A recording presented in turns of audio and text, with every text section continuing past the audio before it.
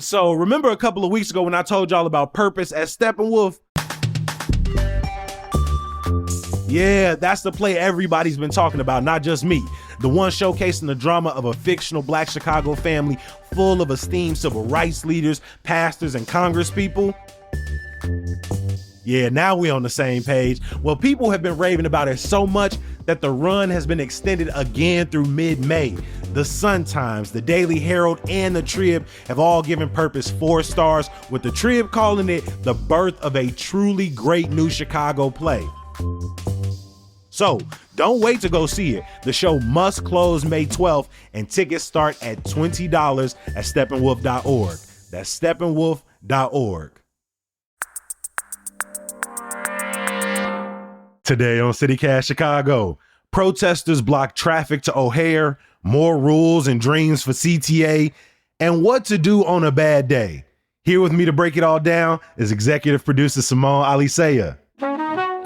It's Tuesday, April 16th. I'm Jacoby Cochran, and this is What Chicago's Talking About.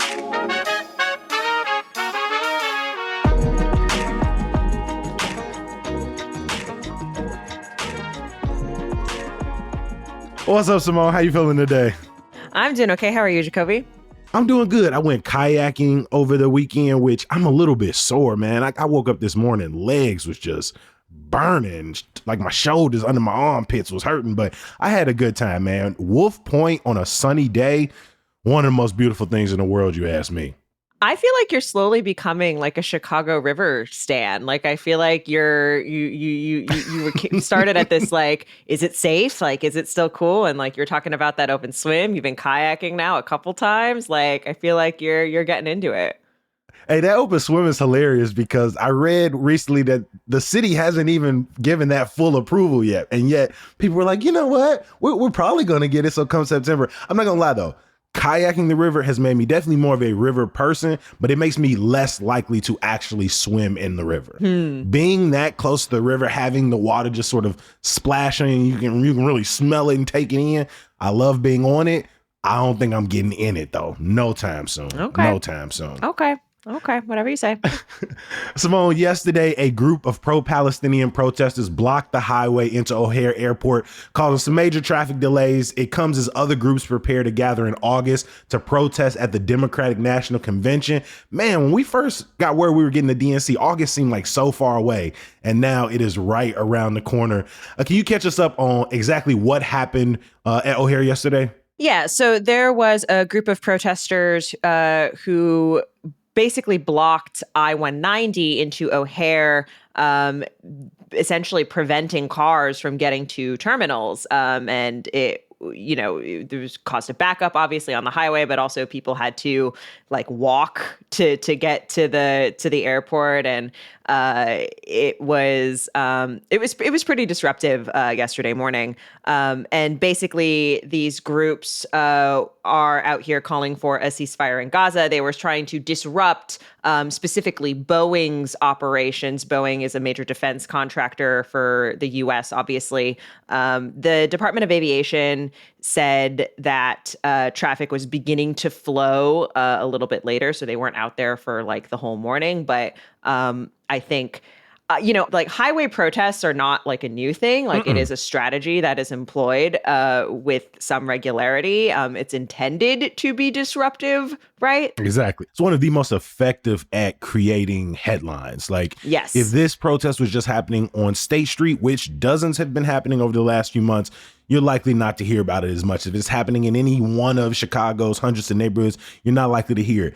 But breaking up that morning commute, especially folks either pass into the airport, passing by the airport, it immediately attracts attention from the traffic helicopters on down to your reporter standing out there telling you what's going on.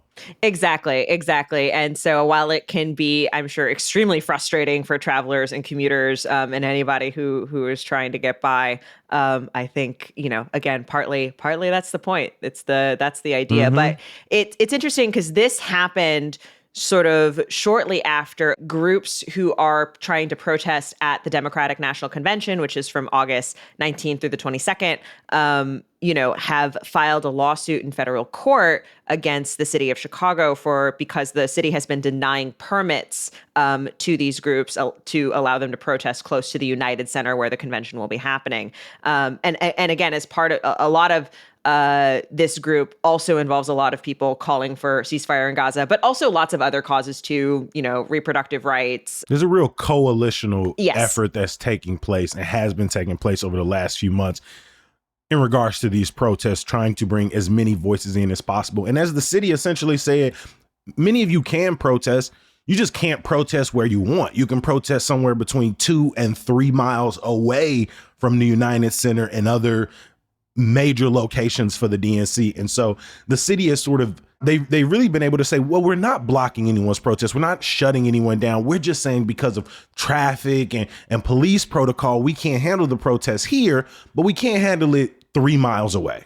Yeah, I think stuff like this can be a little bit kind of messy and confusing because it's like, I think number one, people are like, wait, you need a permit to protest? I thought a protest was just a demonstration, was already an act of civil disobedience. And the fact of the matter is that's not always true. There are lots of protests that happen in Chicago, particularly any protests that block traffic or that block the right of way, which is something that the city, can say and can regulate, like, no, you can't block the right of way. You can't prevent other people from moving about their day.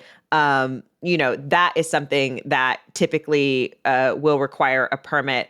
And you also get that on some level too about proximity, like, how close can you be to public property to protests? And there can be some regulation around that. And that is sort of what the argument here is around the DNCs, right? There's already going to be, traffic disruption because of security and stuff, right, at the convention. And so the city sort of has some, sort of is able to regulate on some level, like, oh, well, how many people can we actually be having around the United Center? I think these groups would say, like, well, this is where all the major players are in politics right now. And like, we should be able to, like, if we're going to do this, like, this is where that message is going to be really, really effective. And like, city of Chicago, you should be prepared for that. And, they're arguing that it's a First Amendment issue in federal court right now that, the city cannot regulate cannot regulate this speech in this manner. Mm-hmm. When the city says it doesn't have the ability or all of the resources to protect or monitor or protest, that one already is, sort of worrisome to me, because it sounds like an excuse used to sort of quell protests. And I also know, given not only Chicago's infamous history of political conventions, but also the last few times we've seen major organizations protest in, large groups, the Chicago police, the city of Chicago did a abhorrent job of monitoring and protecting those police. We saw people brutalized. We saw people arrested. And so what really scares me going into the DNC is I imagine groups that were denied permits still going to show up, still going to protest, still going to bring those coalitional efforts to the DNC's front door. And I'm afraid at what the city of Chicago will then say they are justified to do when it comes to sort of quelling those protests, moving people. And the more emphasis we've been putting on protest permits in the last weeks or months, seems like it's setting up the city to say, we told you where you could and couldn't be, and you chose to go against that. And so we are going to respond with what typically is irresponsible and dangerous amount of force. I think too, it is, a lot of people have been invoking the memory of the 1968 convention when we talk about a protest where we saw a lot of police violence. Like, that is pretty much, I think, the prime example. But I think another thing I always try to keep in mind about that is, that happened despite the fact that Mayor Daley, quashed a bunch of protest permits, denied permits. People were gathered pretty far away from where the convention was being held, and that still happened. You know what I mean? And so Exactly. a lot of the groups in this coalition have already started to create alternative plans for alternative places to gather. But I think, they're hoping they can really be front and center by the United Center. The other thing that these groups have done that I think is interesting, Richard Daley is a very different mayor than Brandon Johnson is. And these groups have sent a letter to Brandon Johnson, essentially appealing to him as a former CTU organizer, someone who has been a part of marches in the past. And it's like, hey, like, do us a solid here. Like, can you, we're trying to get a message out, and we think this is the most effective way to get that message out. But the Johnson administration is also trying to walk this tightrope of, you've got this major convention, big party players who are counting on Chicago for this to go smoothly, and to show some level of party unity ahead of the election. And so it will be interesting to see how and if Johnson responds to that.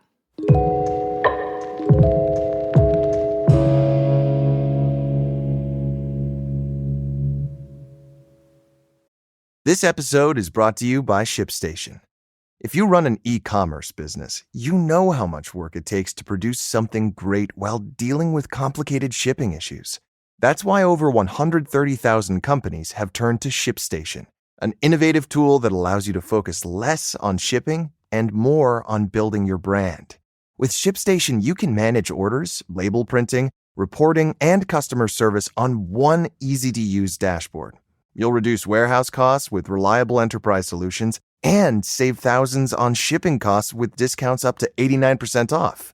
Plus, you can effortlessly import orders from everywhere you sell online. So, turn your shipping challenges into opportunities for growth. Go to ShipStation.com and use code POD to sign up for your free 60-day trial. That's ShipStation.com, code POD. Weighing in with soybeans and a baby show straight out of Norburn, Missouri, we have Soybean Festival. From Hayward, Wisconsin, at 73 years young with the world's largest muskie statue, put it together for Muskie Fest. Finally, packing a punch with fire dancing and a pet costume contest, the Roseau, Minnesota Fall Harvest Fest. One of these festivals could win $100,000 in the Cenex Hometown Throwdown. You decide. Cast your vote at CenexHometownThrowdown.com. Cenex, powered locally. Last week, we did an episode about the unwritten rules of riding the CTA, and we also covered some of y'all biggest transit dreams. And y'all, we still getting responses from you. Not only was this one of our most listened to episodes in the first 24 hours, but every time I go back to Twitter, it seems like more and more people have added, which, Simone, is very clear. Chicagoans love to vent together. We love to come together to talk about the things that annoy us, all the way up to our biggest dreams for public infrastructure. What are the latest listeners saying to us? Yeah, so we got some texts, we got some more tweets, we got some emails, and obviously among the biggest things, and we talked about this on the show, was just sort of the timeliness of the CTA. I think this is so felt right now because we have those new train schedules that just came out, and there isn't really any more added service on the trains, at least, with those new schedules. But then we had, some other stuff. One I wanted to point out was Ruth in Uptown really wanted to call out sort of safety and cleanliness on the train, which I know has been sort of the secondary big, pandemic issue on the CTA that people have had concerns about. And she talked about, and we talked a little bit about smoking in our episode, but she talks about getting on the red line with two kids, and then, this cloud of marijuana hits, tried to get onto another car. It still kind of smelled like marijuana. And feeling, and this is one of those things that I think is really, really tough because, obviously, if you got two young kids with you, of course, that's not the experience you want with your kids, right? Of course, that's going to be really, really frustrating. And of course, you want them to feel safe and healthy, et cetera. But I think it's one of those things that's it's so hard to regulate. It was so hard to regulate, pre-pandemic already, right? It's just become even more clear of right? The CTA is just people doing people things. And it's this is the public. It is the public part of public transit. And how do you balance those two things, I think can be really difficult. 100%. I would like to acknowledge every time I'm talking about the CTA, I have to be clear on the privilege that I carry. Like when I'm on CTA, I'm often not being harassed, not being bothered, right? I don't have young kids with me. So if people are smoking or playing loud music, these things don't inconvenience me. I often don't have to think twice about deciding to get on the CTA super early or super late in the day. As long as we can have a conversation where police is not the sort of end all be all solvency of that. Like if you don't feel safe or you don't like that it isn't clean or you wish less people were smoking or there were more resources for people who are unhoused or people going through mental health crisis, let's address those things with nuance. Let's address those things full scale, both in the CTA and outside. I just want to make sure we never reduce so many complicated problems to, well, we need more police on the trains. And so as long as we're trying to think about those very real concerns, very real issues in a multifaceted way, then, you know, I want to make sure that people don't listen to these conversations and think I'm sort of taking my experience as the blanketed, as the common experience for everybody riding CTA. I think too, right, we had someone else who texted in saying that, you know, in addition to operators, the people who are actually driving the trains and buses, like perhaps bringing back the concept of a conductor, people who are just, you know, CTA staff who are just on the train, who have eyes and ears. I think too, something on cleanliness.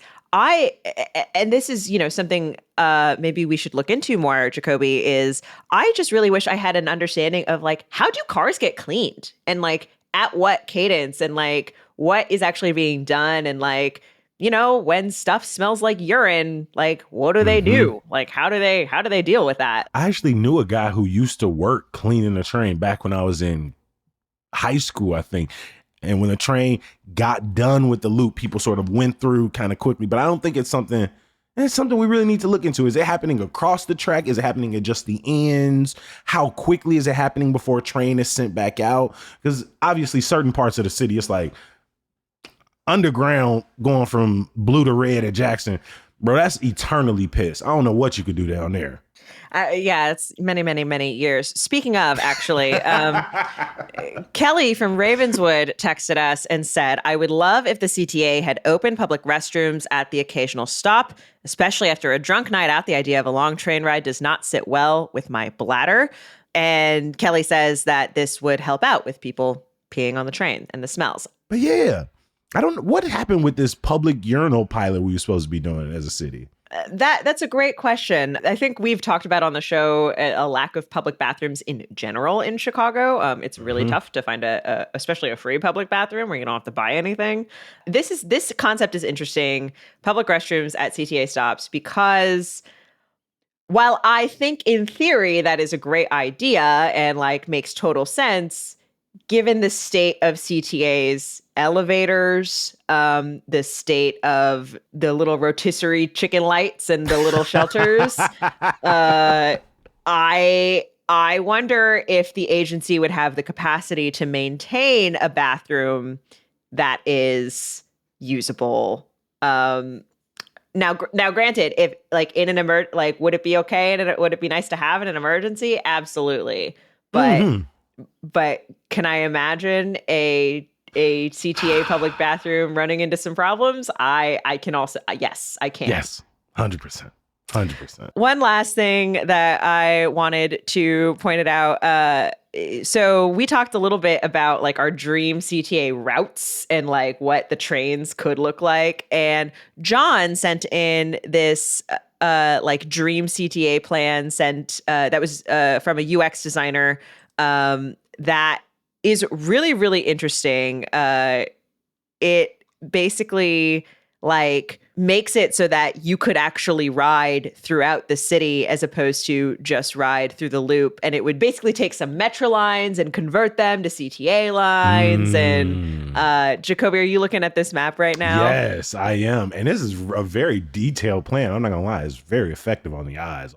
The Humboldt Revival, the Lime Line, Western Connector, Brown to Blue, the Circle Line, Red Express. Like, nah, he was doing his thing on this one. It's interesting because from what little I know about transit design is, right, there is a sort of like concept, and you see this in a lot of cities, of like, it makes sense to funnel the most people, you know, through your business core and then kind of go from there, make that your hub and then go out. Yeah, out into your neighborhoods. Exactly. But I think especially since the pandemic, our idea of how we need to travel in the city has sort of changed for a great many people. And I think there is a real hunger to be able to get out and about. But yeah, we'll stick this link in the show notes. One last thing. On Twitter, somebody mentioned, and I thought this was a great idea, a lot of frustration with the info screens at CTA stops. Number one, that they have these big ads, and so you can't see the arrival times are so small on the bottom. And then number two, that they're cycling through arrival times at such a rate that like sometimes you're on like ride 10 and 11 and 12 and 13 and you're like, but when is the next one coming? Like, when is ride 1 coming? It do feel like the TV guide when you had to back in when you was a kid, you just have to, if you miss your channel, you gotta wait till that mug come on, and don't blink. Don't look away. Somebody on Twitter sketched out their ideal version of it where like the ad, there's like an ad section and then on the screen you can see a list of arriving trains. Okay. I'll link to that in the show notes as well. We got some visual stuff that I think people will be interested in. But I think it's a good idea. And I totally agree. I've definitely come up to a train stop and like I'm looking for the time and my eyes are just like have no idea where to go because we've got this giant ad for Seinfeld on the CW. I don't know, like something that I don't need to know about. I would love to see more people's loop mock-ups, but honestly, I want to see more that are I just want to see more fictionals. I just want the train line to just drop out of the sky, not on coexistent. I like somebody to just like print out a Google map and just draw with like crayons, like just their ideal. Yeah, not pre-existent train lines, not actually taking in like feasibility. Can we do it? No, just draw them mugs in like a child. That's what I want to see. So yeah, if anyone wants to do that, you can send it to us. Text it to us at 773-780-0246. You can email us, chicago@citycast.fm. I'm going to hang the best one on my refrigerator.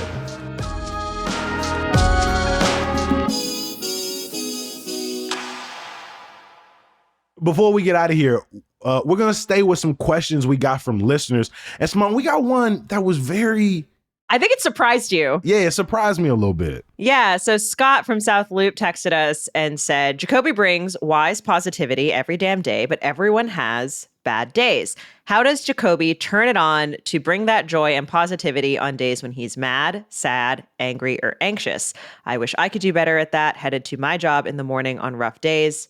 Any advice for listeners? So Jacoby, this is straight to you.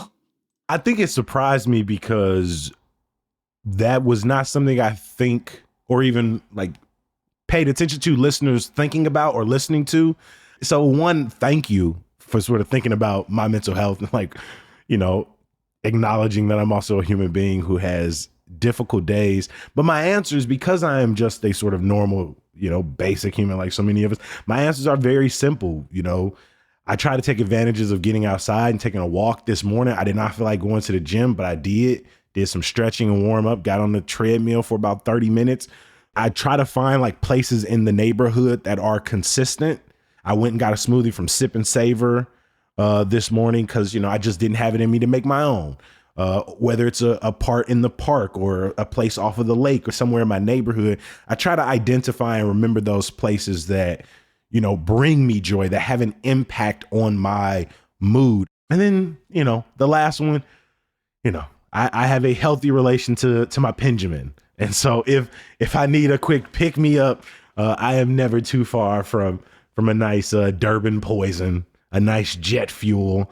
But I understand that that's not for everyone. So if that's tea, if that's coffee, if that's, a ginger ale, or even just like a cold glass of water, I think it's important for us to identify the things that make us feel good. Sort of, even if that means writing a list, putting them down, because you can't always reach for them or always think about them when you're having a bad day. So I like to keep a nice list of the things that bring me joy and open that list when I need it. Jacoby, it's so funny that you mentioned like taking a walk and being out in the environment, like in the built environment and finding that spot. Like when we had that warm weather this weekend, I walked to the lake for like the first time this season. Like I hadn't walked to the lake all winter. Right. And I was like, oh, suddenly I feel like a human being again. I could see the water. There was sun. Turns out this was all the thing that I needed. It's very easy for me to give this advice. It's often very hard for me to take it. But, address the basics first. Drink some water, eat a little bit of food, and see if that doesn't help. All right, then we maybe need to start reaching for an activity, for a conversation with a family member, a sibling, somebody who you know I can speak my mind to, or somebody who just distracts me and helps me feel good. But you know, get those basics out. Take a walk, eat a bagel, drink some water. If you're not feeling good, sort of move on to layer 2. And if all else fails, and I get that from job to job, this may be different. If I am having such a bad day and none of these things are helping, you know, I can afford to take the day off. And so I will do that. But even if I can't take the day off, I hope that at least for many of us listening, you have those kind of people at the gig you can be honest with, you can be open with. Maybe they'll take some things off your plate. Maybe someone else will take something on for you. Again, I know not every environment is like that, but my hope is that some form of just being open with the people around you can at least lessen some of the things on your plate. One other thing I will say, if you hear something on this podcast that you want to like talk to somebody about because it was hard or difficult, like go talk to somebody about it. I think they want to talk about it too. Like find that person. I'm very blessed. This is a fantastic job. I get to talk about my city every single day. I've had bad days, and just coming to work helps, because then we talking about sweepstakes or something. I'm just like, how can I be mad talking about this? How can I possibly, like, even CTA, that's such an annoying topic. Talking with Michelle for like 45 minutes, I left that thing feeling so much better. I felt so good and so energized. So I got to give a huge thank you to the entire CityCast Chicago team. And today joining me on the mic, executive producer Simone Alisea. Thank you for making a decent day even better. Hey, thanks, Jacoby. And one more thing before we get out of here. If you are new to CityCast Chicago, or if you've been here for a while, make sure you tap into the rest of our ecosystem by visiting our website, chicago.citycast.fm. While you're there, check out our neighborhood guides, our best food and drink list, and most importantly, subscribe to our daily newsletter, Hey Chicago, to get the latest headlines and events in your inbox every morning, Monday through Friday. Now, we end every episode of CityCast Chicago the same way. Some good news. In honor of next week's Earth Day, the One Earth Film Festival returns tomorrow with showings across the city. You can check a link in the show notes for the full lineup and all the venues. As always, we appreciate you for listening and reading. I'm going to be back bright and early tomorrow, giving you a Chicagoan's guide to wine. Yes, we drinking a little vino. Pinkies up, my friend. I'll talk to you then. Peace.